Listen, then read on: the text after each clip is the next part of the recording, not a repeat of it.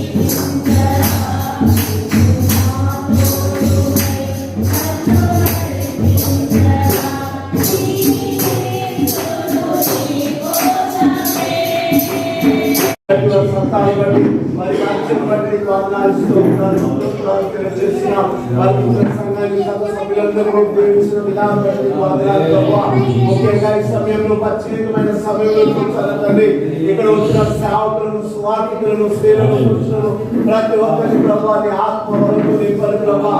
నీ దాసులు మీరు మరుగుపరిచి నాతో మాతో మాట్లాడిన ప్రభావ.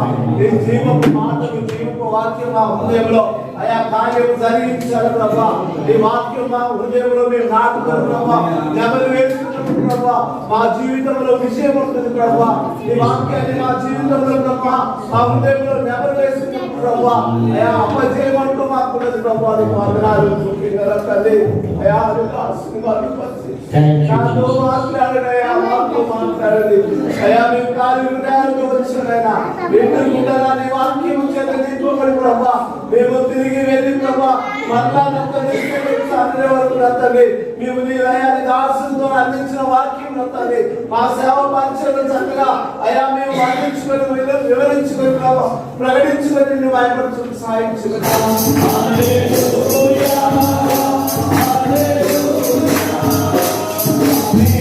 దేశానికి వెళ్ళి కొత్త వారికి సువార్త చెప్పి అక్కడ సంఘాన్ని స్థాపించడం. అవే స్థాపించడం బిల్డింగ్లు కట్టడం కాదు. కోపపడి దయచేసి వినండి జాగ్రత్తగా. బీదలను, అంగహీనులను, గుడ్డివారిని ఇక్కడకు తోడుకొని రమ్మని ఆ దాసునితో చెప్పాను. People to come in. వాళ్ళ బలవంతము చేయండి, బలవంతము చేయవచ్చును. 2వ కొరింథీ కావున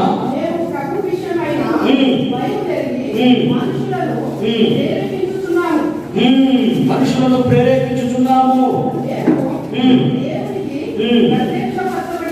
ప్రత్యక్షపరచబడిన వారు మీ మనస్సాక్షులు కూడా ప్రత్యక్షపరచబడి. ఇప్పుడు చూడండి, దేవుడు బయలుదేరి కలపడం, రెస్టోరేషన్, తిరిగి పునరుద్ధరించడం. అవే 1, 2, 3. కాబట్టి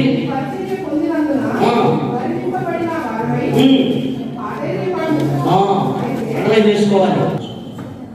వీటిలో ఉండకూడదని కనుగొన్నాములో మనకి మరి జ్ఞాపకం చేస్తున్నాడు. హల్లెలూయా. కుయుక్తిగా నడుచుకొనకయు, తర్వాత వంచనగా బోధింపకయు, అవమానకర రహస్య కార్యములను విసర్జించాలి. సేవకులమైన మనము ఈ మాటలు జ్ఞాపకం చేసుకోవాలని ప్రభు నామోదికి మనం చేస్తున్నాం. ఆమేన్. అదే అధ్యాయము 58.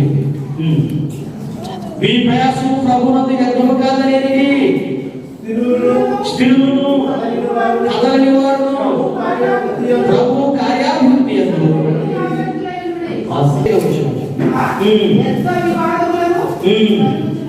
అందుకు చూసారా మరి దేవుని సన్నిధి, దేవుని సేవలో మనం నిలబడడానికి ప్రభు నామములో పౌలు గారి జీవితం ఎట్లా ఉందండి? ఆయన జీవితము ఎంతో ఘోరంగా ఉంది. ఆయన సంతోషపెట్టాడా? శ్రమలే అనేకమైన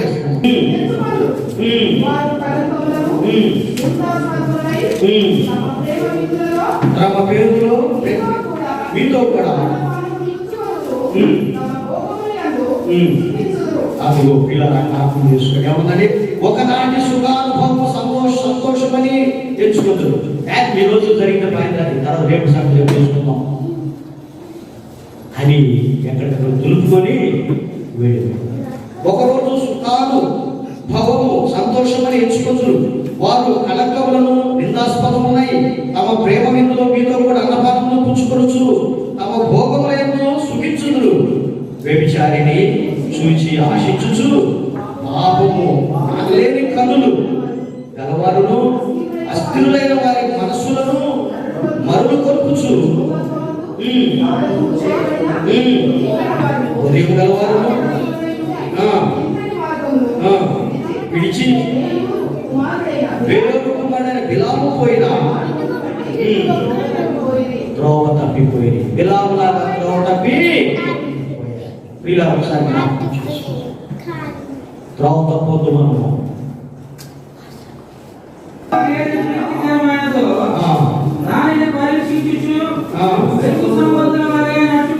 వెలుగు సంబంధుల వలె నడుచుకుంటాడు. నిష్ఫలమైన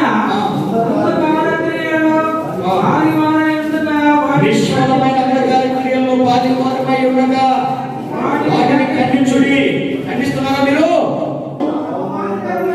అవమానకరమై వీళ్ళ జ్ఞాపకం చూసుకుని చాలా జాగ్రత్తగా ఈ హెచ్చరికలు మనము అపోస్తలుల కార్యములు 26వ అధ్యాయం 15 నుంచి మనం చూసినట్లయితే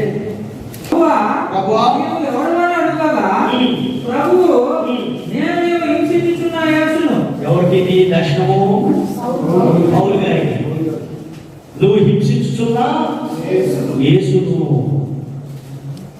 నీవు అతని గురించి నిన్ను పరిచారకునిగాను సాక్షిగాను నియమించుటకై కనబడి ఉన్నాను. హల్లెలూయా.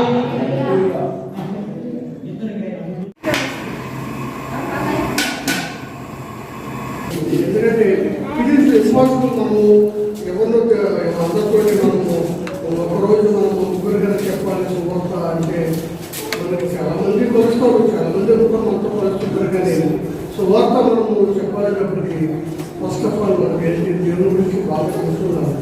ఆ దేవుడు తెలియాలంటే మనం మెడిటేట్ చేయాలి. మనలో ఆత్మ మండుతుండాలి.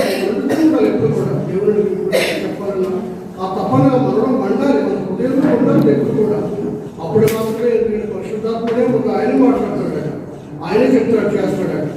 అటువంటి పరిశుద్ధాత్మడు మనం కలిగి మన అంత శక్తిని కలిగి మనం ఎప్పుడు కూడా మనము ఉంటే కనుక మనం ఇతరులు మనం కన్విన్స్ చేయగలం. తెలియజేశారు. వారిని వారి కుటుంబాన్ని దేవుడు దీవించుగాక. ఆమేన్. చివరిగా రీజనల్ డైరెక్టర్ ఎన్సిసి డానియల్ గారు మన మధ్య ఉన్నారు. వారు జస్ట్ 5 నిమిషాలు మాట్లాడతారు. ముగింపు ప్రార్థన చేసుకొని మనం ఇక భోజనాలు పెడతాం. దేవునికి మహిమ కలుగును గాక. అలాంటి ఉండాలి. చెప్పండి, ఎలా ఉండాలని? అలాంటి ఎవరో మనం బోధకులు, దేవునికి బిడ్డలు, బోధకులు. దేవునికి మహిమ కలుగును గాక. చక్కటి వాక్యం అందించిన అయ్య గారికి 2 వందనాలు అయ్యా. ఏం చెప్పండి, ఏం చెప్పాడండి? ఏం చెప్పాడు? సువార్త అనగా అందరము సువార్త ప్రకటిస్తాం. ఎవరైనా ఇంట్లో వచ్చి సువార్త అంటే ఏంటి అడిగితే ఏం చెప్తామండి? సువార్త మంచి మాట, సూటిగా చెప్పాలి. ఒక్కటే మాట, 100 మాటలు. జనన మరణ పునరుద్ధానము ప్రకటించడే సువార్త. హల్లెలూయా. నిద్ర సువార్త. హల్లెలూయా. దేవునికి మహిమ కలుగును గాక. నేను అయ్యగారికి కాల్ చేసి 20 నిమిషాలు అడిగాను టైము. మరి మన అడ్వకేట్ గారు, హైకోర్టు అడ్వకేట్ గారు 3 నిమిషాలు మాట్లాడాడు. మరి 5 నిమిషాలు నాకు ఇచ్చాడు. 20 నిమిషాలు ఇచ్చిన టైంలో మరి ఎంత పోయిందంటే మా టైం అయ్యా దేవుడికి మహిమ కలుగును గాక. సేవకులారా, నా పేరు రెవరెండ్ పొలేపాక డానియల్. నేను ఒక ఇద్దరు గుర్తుపడితే ఇక్కడ మా అయ్య గారు ఉన్నాడు, జోసఫ్ అయ్య గారు, సదానందమయ్య గారు. నేను వాళ్ళ ముంగట చిన్న వాళ్ళ ఆశీస్సులో దేవుని కృప వల్ల మరి ఎన్నిక లేని నన్ను హైదరాబాద్ రీజనల్ చైర్మన్గా సెలెక్ట్ చేశారు. కనీసము నా బండిలో నాకు పెట్రోల్ పోసుకొని నా దగ్గర డబ్బులు ఉండవు, అంత పేద స్థితి. కానీ ఇప్పుడు ఏమైనా నేను హైదరాబాద్ రీజనల్ చైర్మన్. అంటే తెలంగాణ మన హైదరాబాద్లో ఉండే 5 జోన్లు ఎంసీహెచ్లు. ఈ 5 జోన్లలో మొత్తం టోటల్గా ఉన్న ఎంసీహెచ్లు ఏంటంటే 32 జోన్లు, 32 ఎంసీహెచ్లు. మరి ఈ 32 ఎంసీహెచ్లకు మన క్రైస్తవుల మరి ఏదైనా సమస్యలు మరి ఇబ్బందులు మరి ఏదైనా ఉన్నట్టయితే మరి వాటిని అన్నిటిని కూడా ఎదుర్కోవడానికి, వాటి గురించి తెలుసుకోవడానికి, వాటి గురించి అడగడానికి అన్ని హక్కులు కూడా నాకు ఎన్సీసీ సంస్థ కల్పించినాయి. దేవునికి మహిమ కలుగును గాక. మరి ఎన్సీసీ మన స్థాపించి ఇప్పటికీ 15 సంవత్సరాలు అవుతుంది. ఇది దాదాపుగా 28 రాష్ట్రాలలో ఉంది.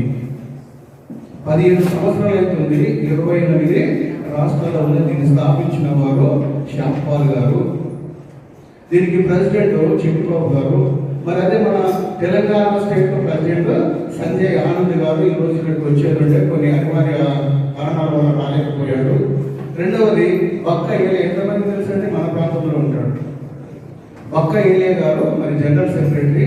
అలాగా తెలుసా ఏమన్నాడు ఎన్సీసీ అయినా తెలుసా అంటే మీకు తెలియదు కదా.